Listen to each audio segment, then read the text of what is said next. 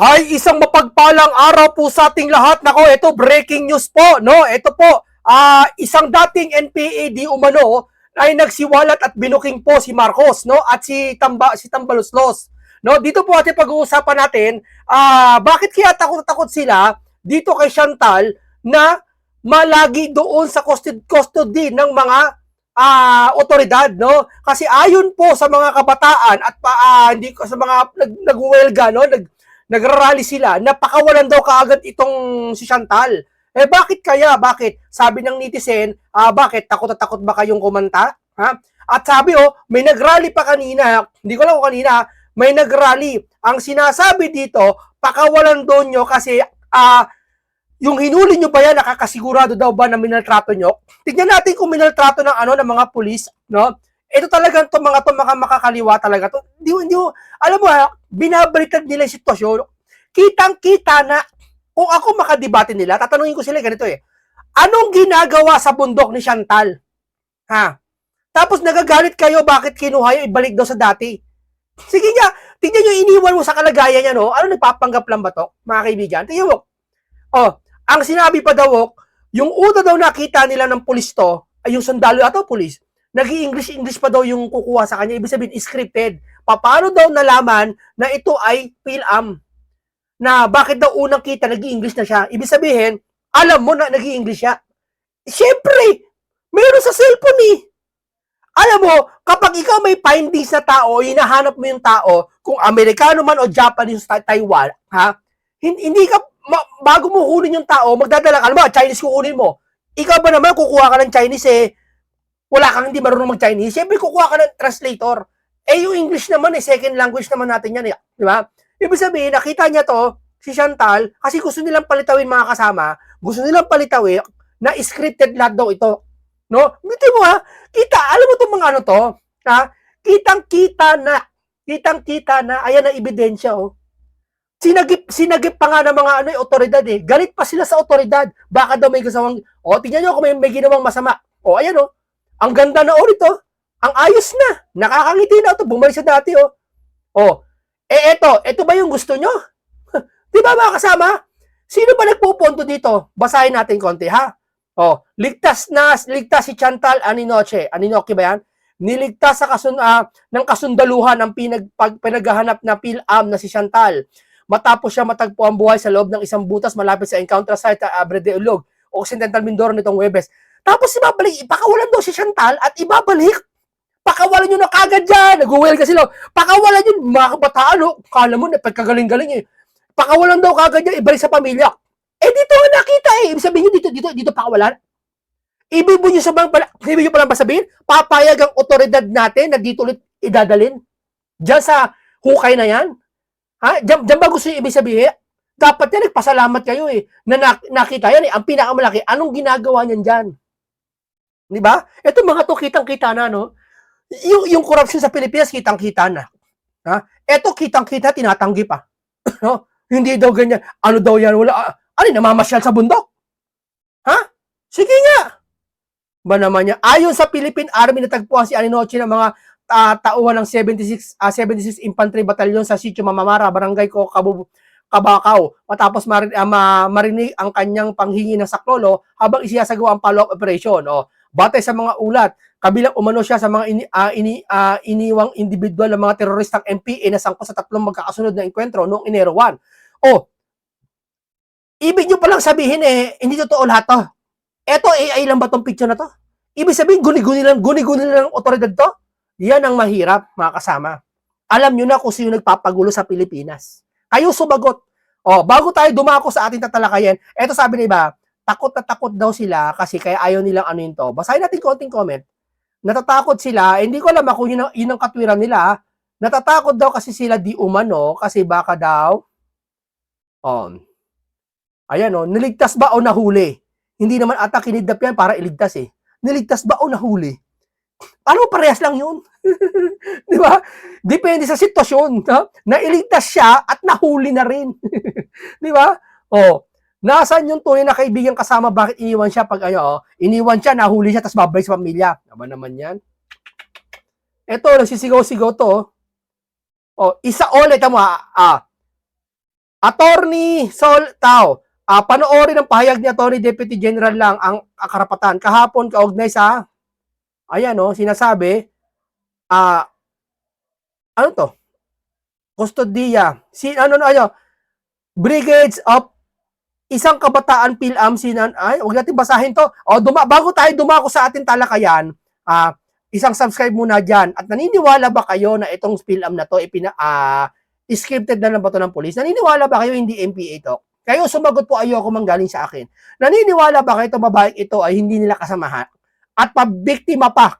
At may kasalanan pa yung mga kasundolohan natin. No? Yung pa lumalabas, baka daw ginawa dito, sinaktan daw to. Hindi po ganun kalupit ang sundalo. 'Di ba? Pinabibintahan pa, 'di ba? O baka kasi kaya nyo gusto isoli agad. Tsorya ko baka kasi gusto nyo isoli agad, baka kumanta. Di ba?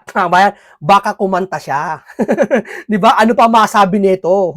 Pustahan tayo, pag kumanta to, malasaldi ko. Tatakwil nyo to. Sasabihin nyo, tas DDS na. Pustahan tayo. Si Saldi ko, ganun nakaraan.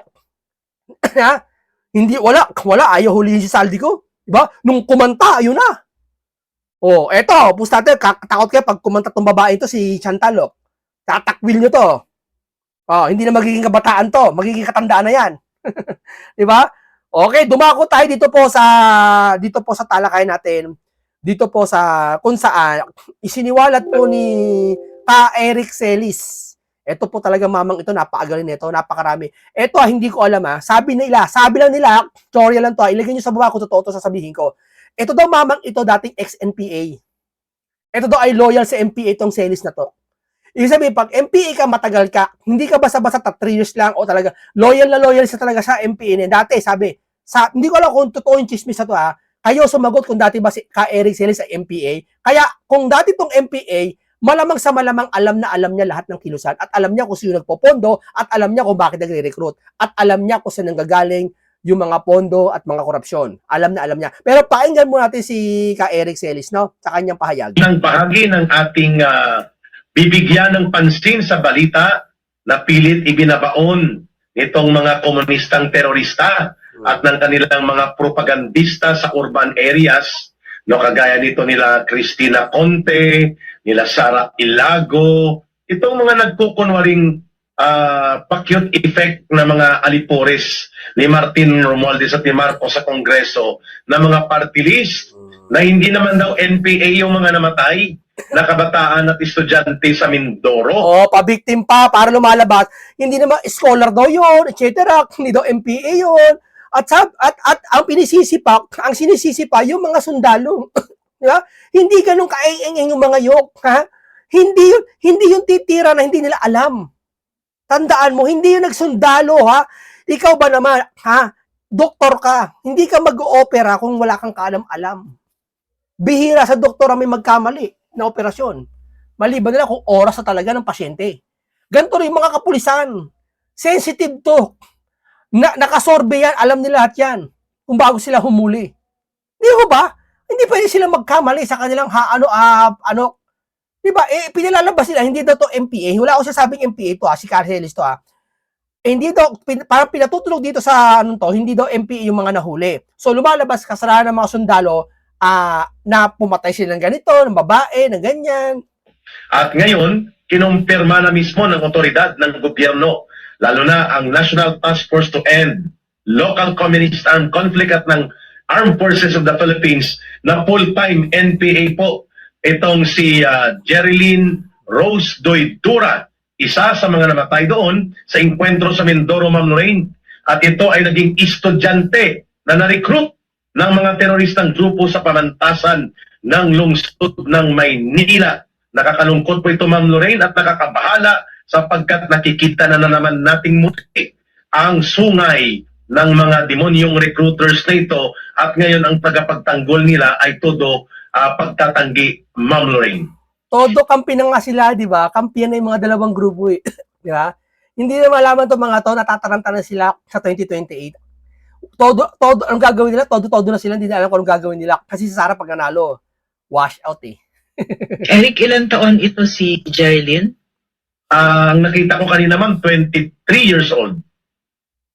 Grabe, no? Talagang trahedya. So, umuulit, tapos nakikita ko pa, no, na binibigyan ng airtime ng mainstream media ang kasinungalingan ng CPP, NPA, NDF operatives katulad ni Franz Castro na ini-interview pa, no, katulad ng bilyonaryo. Nakita ko yung interview niya eh. So tataka ako, it's okay, so let them Galit na galit sila kay Pangulong Duterte. Mga EGK. Tama, mga papaimbabaw tong mga to, no? Alam mo ibig sabihin ng mapapaimbabaw? Ha? Yung ginagawa mo yung bagay na ayaw mo. Halimbawa, ayaw mo magtapon ng basura, no? Pero ikaw tapo ka ng tapo ng basura sa kanya. Pero pag siya nagtapon sa'yo, galit na galit ka. Hindi ba? Mapaimbabaw.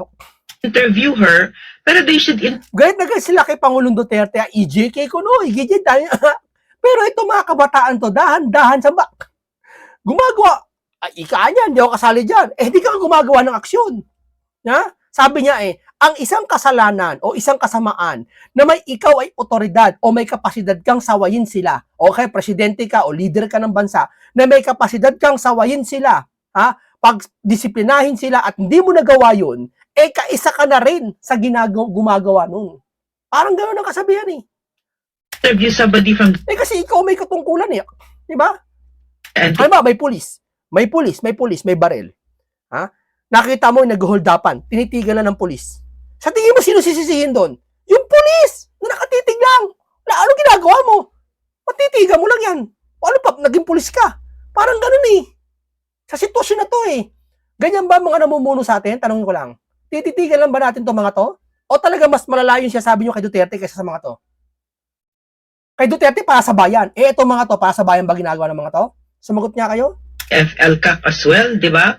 Pero yung, again, Eric, no, mga kababayan, yung kagandahan dito, ay mulat na yung taong bayan, nakikita ko, alam na nila, pero, I don't know if the word is admirable, no? But ang CPP, NPA, NDF, tinan niyo yung pagmumuka ni Franz Castro, nahatulan na, ni-reject na nga nung Court of Appeals, pero yung kasinungalingan niya, yung mukha niya, tuloy-tuloy pa din. Nakikita nyo kung gaano kasira ulo itong mga operatibang ito. Tuloy-tuloy ang pagsisinungaling. Therefore, itong kaaway natin, kilalanin natin. Kilalanin natin kung ano yung CPP, NPA, NDF. Kahit na mismo doon sa mga pages ng Kabataan Party List at saka yung mga CPP party list, ganyan yung party line nila, ano lang daw, no, aktivista lang, na si Jerlyn, etc. Pero hindi siya NPA, etc., di ba? Pero tuloy-tuloy yung pagsisinungaling nila kahit na alam na ng taong bayan. Bakit? Kasi may mga taong katulad ni Jerlyn na talagang ang hindi naman tayo na yung kanilang target. Ang target nila yung mga anak natin na nandiyan mismo sa PLM, na ang mga administrasyon katulad ni Noel Leco ay CPP, di ba? Either and what else? So nandiyan sila mga teachers, mga administrators, dinadala yung mga anak natin sa BJMP mismo, na ang kanilang mga what do you call that, Eric, yung mga nagre-recruit sa kanila ay mga yung ginagawa nilang immersion immersion. Kaya masasagot brief sa kanila, tagapag-deceive tuloy natin. sa kanila, tagapag-seduce sa kanila na sumali ng CPP ay the top terrorists of our countries. Bakit? Correct. Kasi itong warden sa Binyano na ito, pinapayagan niya na pumasok ang mga anak natin tuwing Sabado at Linggo dyan sa BJMP, at ang kausap nila ay sina Vic Ladlad, Wigberto Villarico, yan si Adelberto Silva. Ibig sabihin, yung mga kriminal ang kausap? Hindi ba sinasaway ito ng presidente natin o na mataas sa lipunan natin? Anong ginagawa natin dito sa mga to? Yeah? Ewan ko ba? Yung mali pitatakpan, yung mali pinasisinungalingan, harap-harapan na. Ano tong nahuling to? Ba't nasa bundok? Guni-guni lang to. Kasambre, lahat yan, ano? So, hindi sila, while the government, katulad yung gobyerno ni Marcos, ay kumakampi sa kanila at nagwe-waiver at the only time lang naman natin nakita na desidido ang gobyerno was with GMA, I think, no, and also with PRRD. But Yan. with PRRD was record breaking talaga. Pero nung dumating si Marcos, kinaibigan pa niya at kakuntsaba niya ang CPP, NPA, NDF.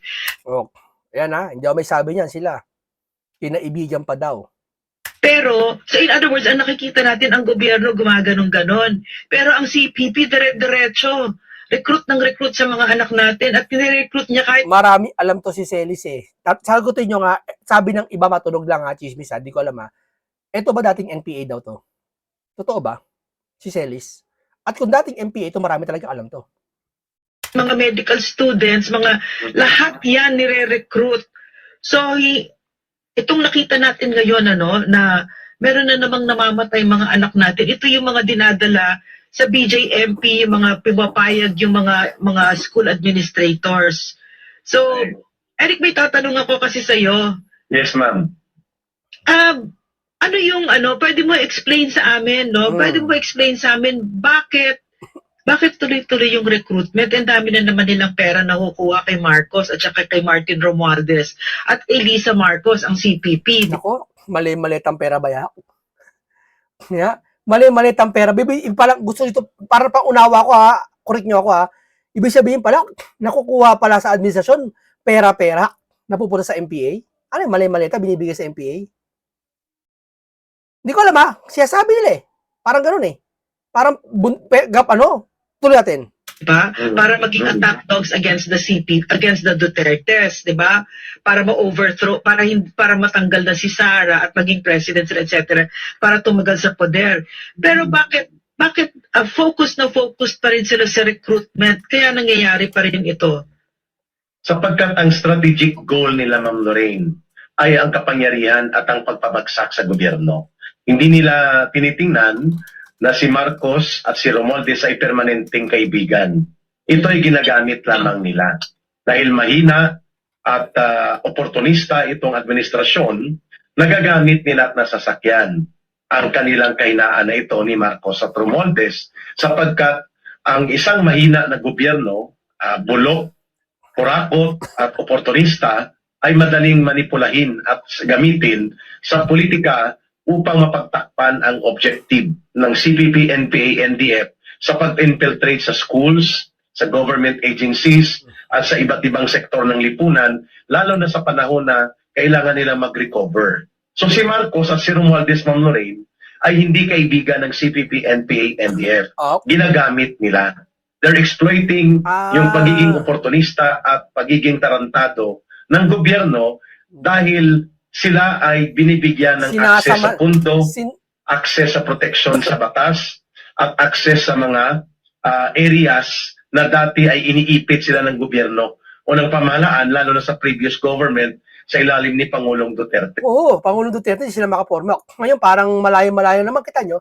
O sige, ikumpara nyo sa panahon ng Duterte. May mga ganito ba? Ngayon, mahayagan na eh. Parang dumadami na naman eh. Pati mga durugisa dumadami na, mga kriminal dumadami na, pati mga impiyata dumadami na. Kayo nga sumagot? Pamukha natin sa kanila? Ngayon, ang tanong ni Ma'am Lorraine, bakit nagpapatuloy ang recruitment nila at para bagang hindi matatapos-tapos itong cycle or the vicious cycle, walang tigil na patuloy na panloloko at pagwasak sa mga kabataan natin. Sapagkat, Ma'am Lorraine, mga kababayan, hindi po mabubuhay ang CPP, NPA, NDF kung hindi po ito magre-recruit at magbubuo ng mga organisasyon sa hanay ng kabataan. Ang kabataan po ang pinakamayaman at pinakamalaki na pinagkukuhanan ng mga kadre. Yung kadre, yung tinatawag na kadre.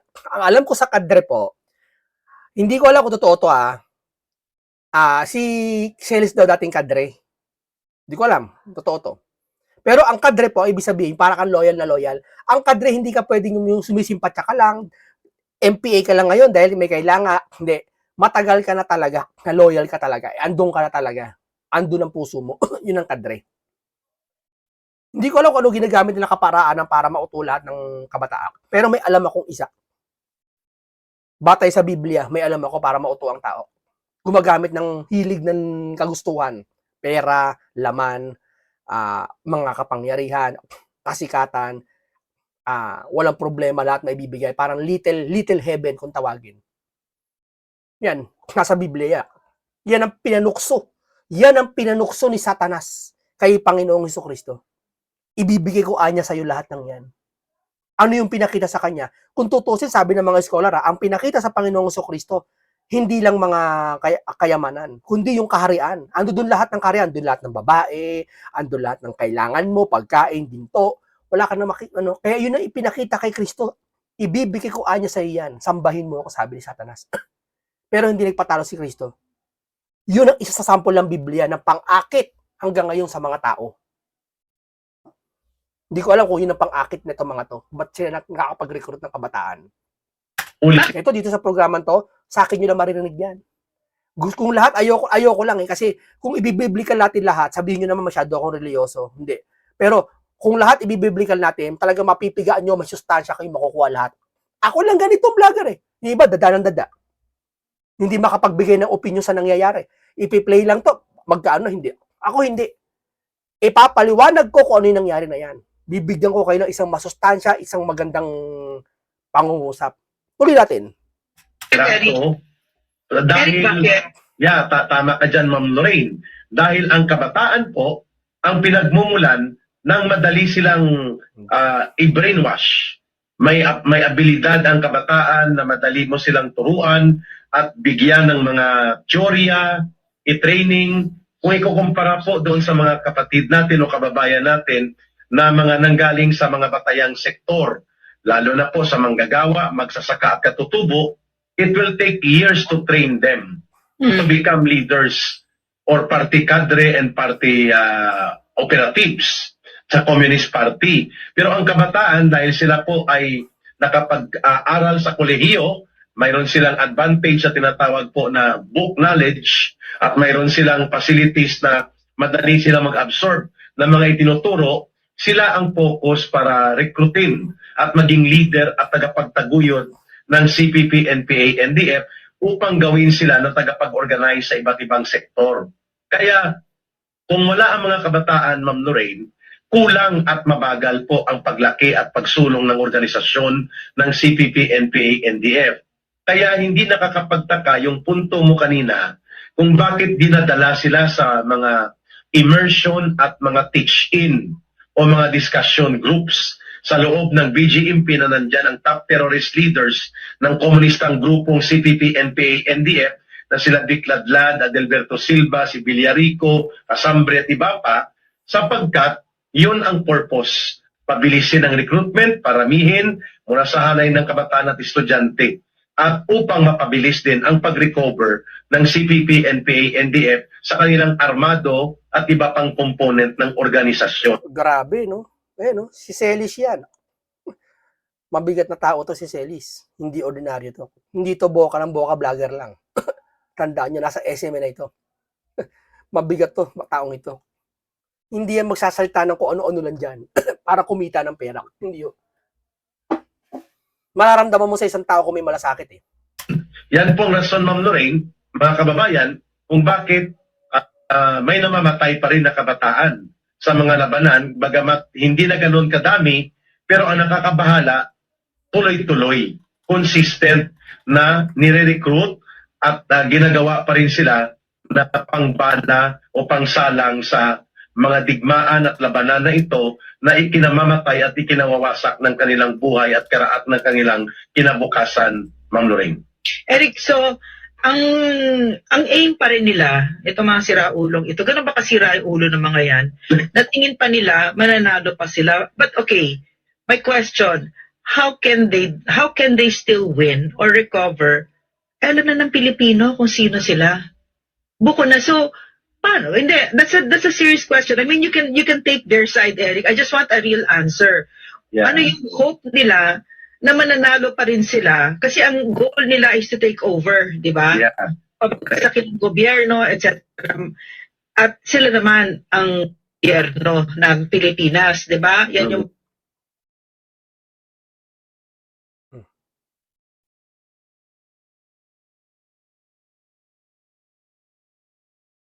Nawala. Nawala. Sandali lang po mga kaibigan, Nawala. Mga pangarap ng mga siraulong Franz Castro na yan, mga baliw. So, Correct. paano mangyayari yon kung ang Pilipino, tinitignan nila yung social media nila, o di ba, winawasak na sila mismo, di ba? What is their hope of ever winning? Pwede pa ba? Malabo ang katotohanan na mananalo ang CPP, NPA, NTF. Kung sila ay mananalo at sinuportahan sila ng taong bayan, di dapat noon pa. 57 years na sila na naghahasik ng lagim ng Yes. kalokohan at panloloko at mga kasinungalingan. Subalit bakit pa rin nila inuulit at pinagpapatuloy? Yun ang tanong ni Ma'am Lorraine. It is already a lost cause, not just hopeless, but lost cause na ito, mami. Ang buong mundo ay tinalikuran na po ang komunismo. Ang buong mundo ay tumalikod na po sa paniniwala na ang alternatibo sa lipunan sa pagbabago ay armadong pakikibaka, ang komunismo, ang sosyalismo. Lahat ng nag-imbento nito ay tumalikod na. Naiwan na lang po Oo, iba na paraan ngayon. Hindi na ganyan. Sila-sila na lang. Alam nyo bakit nagpapatuloy yan para sa storya ko? Ba't nagpapatuloy yan? Kasi may nakikinabang. At habang yung mga nasa pababa, pinapakinabangan nila. Para mga chess lang yan Ang nakikinabang yung mga hari lang. Yung mga pawn, sinusugod lang. Oo. yung component sa governance sa North Korea, sa China, sa Cuba, sa Vietnam. Pero sa buong... Ma'am, At yes, saka yung komunismo na form ng CPP, NPA, NDF, magkaiba sa China, di ba? Kaya mayaman ang China. Ang Vietnam ay kaya umaandar, ang Cambodia kaya umaandar. Sa kanila, in other words, hindi na komunismo yan, terorismo na yan, di ba? Yun po ang tamang termino. Kaya nga, ginagamit nila na brand and cover ang komunismo para mabigyan sila ng political and ideological definition, pero ang kanilang esensya at ang substance ng kanilang ginagawa, terrorism. I conform to that. I agree to that. Ngayon, ma'am, bakit nila pinagpapatuloy? Nagre-recruit pa rin. Sa tingin ko, dalawang bagay. Una, ginawa na nila itong negosyo. Pinapakinabangan nila ang pagkukunwaring sila ay mga crusaders, militant groups, and liberators of social and political problems ng bansa. Yan ang kanilang narrative. Sa tingin ko yan, naging enterprise nila ito. Wala nang pagkakitaan, ma'am Yan ang totoo na hindi nila maamin. Hindi nila makayang aminin Ipokrito nga. Pangalawa, mayroon din pong elemento ito, ma'am, ng psychological distortion sa isipan. Sa kaisipan nila. Ito yung sabing manipulator. Ito na yung sasasag na manipulator na ginagamit ito sa ibang mga organisasyon na kung saan yung mga member ay mauuto. Kagaya ng mga peking relihiyon, mga peking samahan. Ang gusto lang makinabang. Totoo to, nasa psychiatrist to. Tama pa rin ang ginagawa nila. Pinipilit nila ito. Ikaw, ma'am, ay medical doctor. Psychology pala. And by training and profession, alam kong naiintindihan mong delivery ko ng message na ito. Pwede ko ang sabihin, ma'am, may level ng pagkasaltik, detached from reality. Psychological distortion talaga ang nangyayari. Yung pinapaniwala mong sarili mo, na tama pa rin ang ginagawa mo. Ang narinig ko niyan, ma'am, ang tawag ng mga psychologists or trained psychiatrists and psychologists, yung neuroplasticity. Yung parang inuunat mo yung brain mo to accept something out of, hindi na siya real, pero pinapapasok mo pa rin sa isip mo na tama ka pa rin. Neuroplasticity is a good thing. It's a good thing kasi you're learning new things. Parang ganito. Di ba, misa pag sinabi ko to, ito, lalagyan ng cellphone to ulit Pag sinabi ko ito ay isang baso, hindi ka maniniwala Hindi ka maniniwala, baso to. Ako lang nagsabi. Pero kung ako'y mataas sa lipunan, at ako'y pinaniniwalaan, mayaman ako, at kaya kitang bigyan ng pamumuhay, at sa akin ka kumakain, pag sinabi ko tong bason to, maniniwala ka. Kahit alam mong lalagyan ng cellphone to. At pag nagtagal, lagi ko araw-araw siya sabi, baso to. Tapos pag tinago ko sa'yo, may imagine mo, baso nga yun. Kahit hindi naman. Pero mapapaniwala ka na baso yun. hanggang sa hindi mo na nakikita tong bagay na to ilang buwan na, baso nga ba talaga yun? Napapatanong ka na. Naluloko na yung brain mo. Yun ang sinasabi ko sa inyo. And you're Ako na nakakapag-explain ng ganyan eh. forming Ah. neurons, di ba?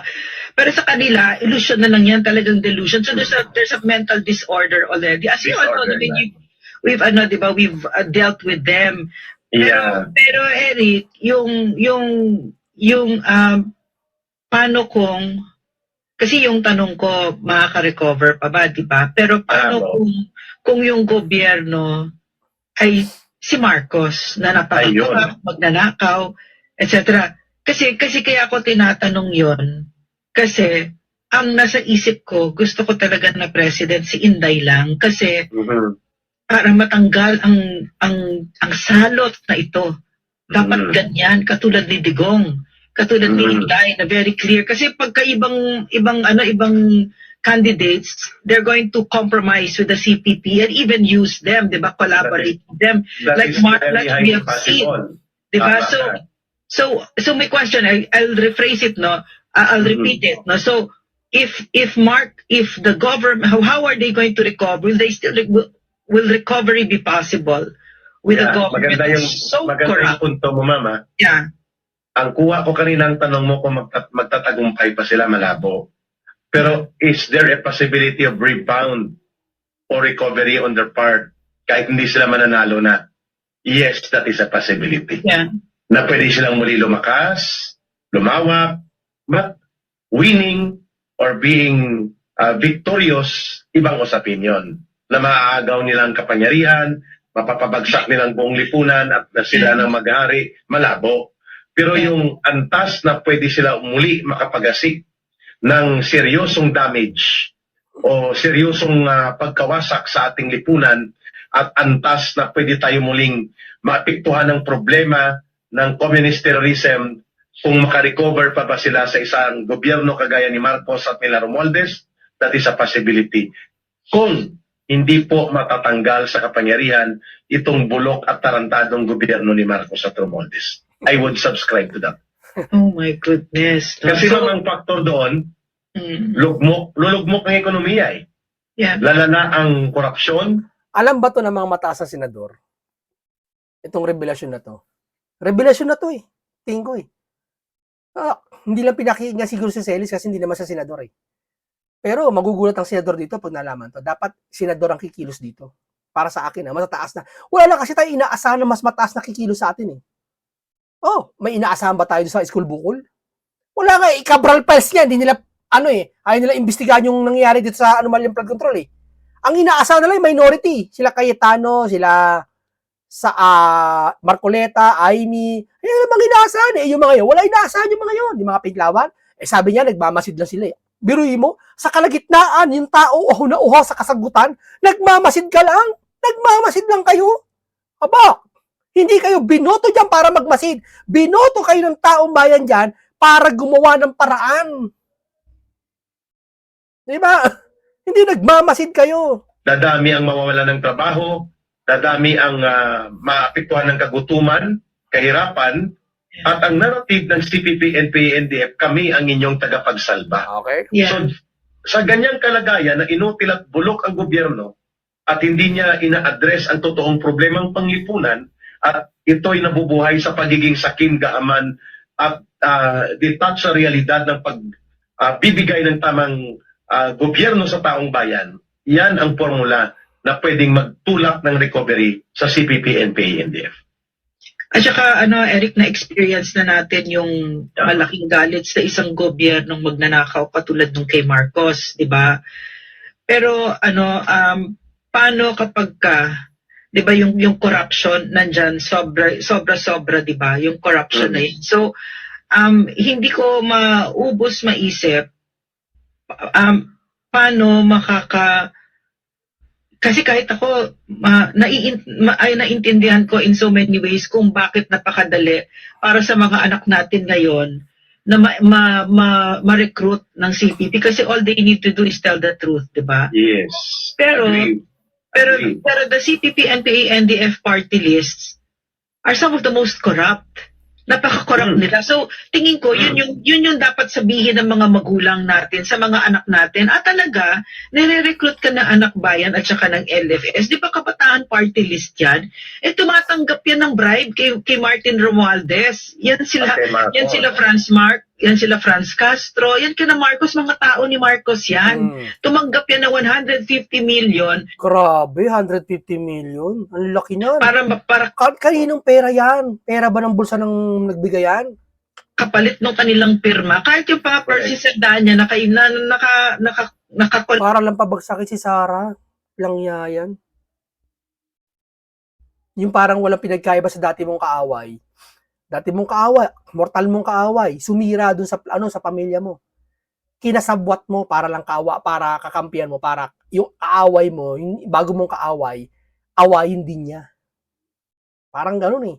Yung sumira ng bayan, kinampihan mo para lang wasakin si Sarah. Parang ganoon eh, yung dating eh. collaborate sila ngayon, di ba? Correct, So, correct. they're the most corrupt. Yun ang sabihin ninyo, mga kababayan, butasin ninyo yung pagkahipokrito ng makabayan list na yan, na sila pa nangunguna na kunyari galit sa corruption. Kasi nire-recruit yung mga anak natin. Mga Eric, I'm thinking kasi of our children, di ba? Of our children. Where are they getting recruited? Eh, napakadali. Ang dali-dali. Tingnan mo si Marcos, yan ang ginawa. Di ba? Yung sa DPWH, ang lulunod yung mga anak natin. Nakakagalit, di ba? So, Correct. pero, pagka pa pumunta kayo sa anak bayan at LFS, lalong sasama ang buhay ninyo. Katulad nung Correct. nangyari kay Jerlyn. Di ba? Nagugustuhan ko, ma'am, yung lohika ng iyong punto na dapat dito mag-focus. May natitira pa naman component sa gobyerno ni Marcos na pwedeng gawin ito eh. Yeah. Yung sinasuggest ni Ma'am Lorraine. We are referring to the National Task Force to End Local Communist Armed Conflict. We are referring to the National Intelligence Coordinating Agency, to the Armed Forces of the Philippines, to the Philippine National Police, na hindi naman mapigilan ni Marcos na sabihin niyang huwag niyong gawin ito. Yung suggestion na ito na i-bulgar, ang pagka-ipokrito, ang pagkakurakot ng mga party list na ito, ng mga front organizations na ito. Kaso lang, ma'am, ang pamunuan ng organisasyon na binabanggit natin, naiipit din kasi binabalikan sila ng kaso, hindi sila sinusuportahan ng gobyerno ni Marcos kapag kinasuhan sila. So yung ibang career officers nito, ng AFP, ng PNP, ng NICA, nag-aatras yung NTF-ELCAC, nag-aalangan yung ibang officers dyan, sapagkat kagaya nating dalawa, ma'am, halos tayo lang naman ang sumalo talaga ng mga ganting atake, counter-attack ng CPP, NPA, NDF dahil sa ilalim ni Marcos, kinonsidera tayong dalawa, ang mga kagaya natin at mga kasama natin noon, ma'am, na nandito sa political opposition group or political opposition side, parang kalaban tayo ng gobyerno na hindi naman dapat dahil tayo ay legitimate critics. But we are not destroyers of government. Kaya tama ka doon sa iyong suggestion. Kasi minsan yung nakakapansin ng mali, yun ang makapagpababago sa'yo eh. Totoo yun. Halimbawa, pangit yung damit mo. Pag masilita ka na pangit ang damit mo, magagayat ka sa sumita sa'yo. Dapat ka matuwa. Kasi sinita ka, ang tagal-tagal mo ng pangit-pangit ng damit mo. Butas-butas halimbawa, hindi ka sinisita, walang sumisita sa'yo. Akala mo tama yung ginagawa mo. Kaya mas maganda, pag sinita ka, oy, pangit yan. Pag sinita ka, magagayat ka. Para sa ikabubuti natin yun. Tama, mali. Po ang banggit ni Ma'am Lorraine na ang information attack or ang tinatawag dyan, ma'am, ang technical term is information operations na ginagawa dati natin nung panahon may strategic communications group. Ang NTF-ELCAC na malakas ang loob, nandyan ka, nandyan si Atty. Busantog, nandyan sila General Parlade, yun, malakas yun. At may programa ang NICA, Ma'am Lorraine, Natataka ako doon sa Chantal eh. Bakit gustong-gusto nila, ito, sorry lang naman sa akin yan, sorry lang Ba't gustong-gusto nilang pakawalan kagad ng otoridad? Bakit? Baka kumanta? Tanong ko lang.